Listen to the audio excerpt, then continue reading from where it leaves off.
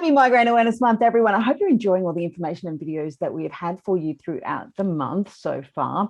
Today, we're talking to Courtney. Now, Courtney is one of our most valued volunteers here at Migraine Australia. She coordinates the Melbourne group along with our other ambassadors and does a fantastic job, but she's actually also an osteopath. Now, I actually don't know anything about osteopathy.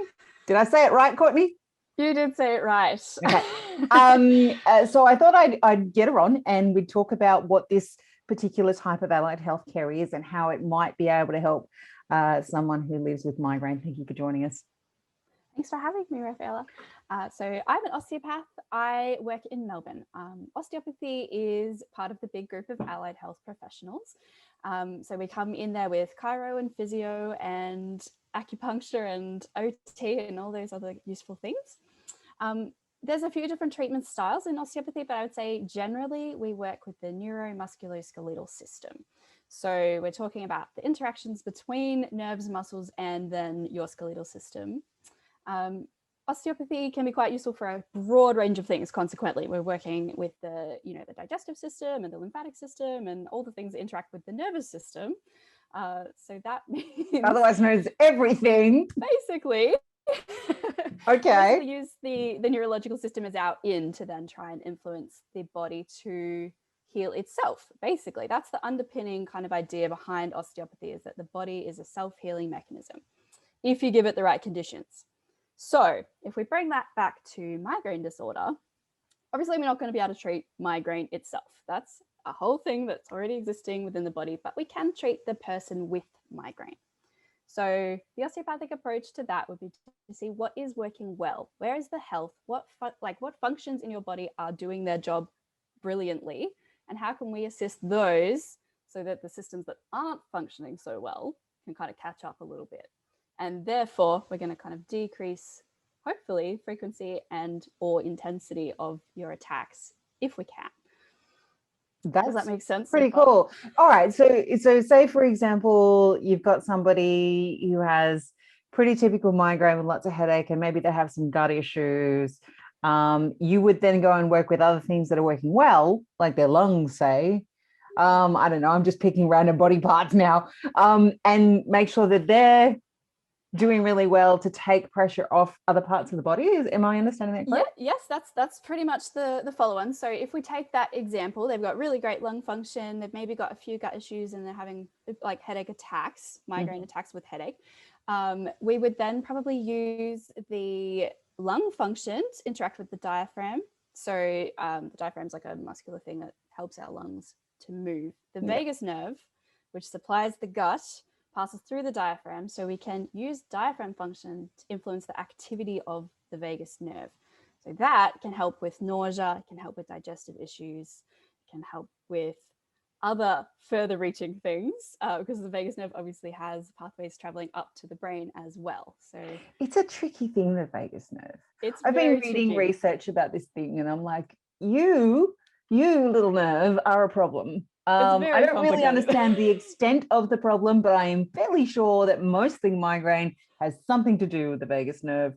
I've been reading about it, of course, because there's a new, what they call a VNS, a vagal nerve stimulator device that's just been put on, been approved by the TGA for use in managing migraine. So I've been reading about this nerve and I think it's underrated and we should take it more seriously. So it's really cool. You can use the diaphragm to manipulate that nerve. Right. Try and make the gut work better. That's right. Yes. Okay. I'm picking up. I'm learning stuff. Yeah. So that would be the hands-on side of osteopathy.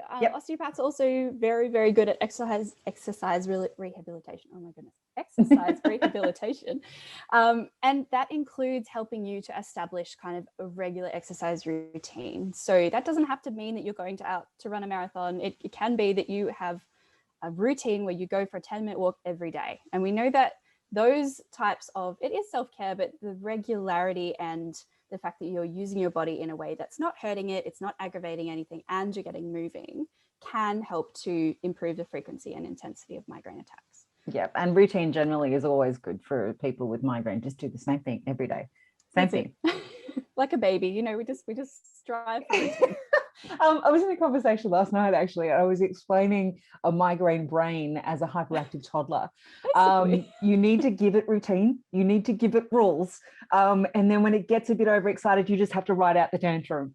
And so anything you can do to keep that tantruming toddler under control is always a good thing. All right. So if somebody with migraine wanted to go and see an osteopath, just say it right. Yes. Cool. What kind of things would they be talking to an osteopath about?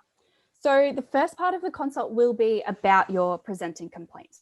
So in this case, it might be migraine attacks. You might also have neck pain or jaw pain or other things that are semi-related, but not the primary thing. So we'll talk about frequency. So how often is it happening? How intense is it? Have you identified any triggers? Have you identified things that help? So things that prevent attacks or make them not as intense as they would be otherwise. What have you already tried? Is there things you're interested in trying, but you haven't got there yet? So we want to kind of build a whole picture of what your migraine disorder looks like. And then we want to talk about things like, what do you like to do with your day? What is your routine like? What is sleep like for you? Because we know sleep is huge for migraine. Do you have a good routine with sleep? And then from there, we'll start to actually have a look at your body. So that's when we start to do our proper examination and work through all the body systems and work out what is working really well and that we can support, and what maybe needs a little bit of help, and how can we achieve that. Cool. Awesome. And if they want to find an osteopath near them, is there like a site you can go to? There definitely is. So www.findanosteo.com will take you to the Osteo Australia directory. So you just punch in your postcode and you can set a 5 kilometre, 10 kilometre or 15 kilometre radius around your postcode, and that should lead you to somebody that will be able to help. Very funky. And of course, we'll put the link below the video. Thank you so much for making your time available, Courtney, and happy Migraine Awareness Month. Thank you.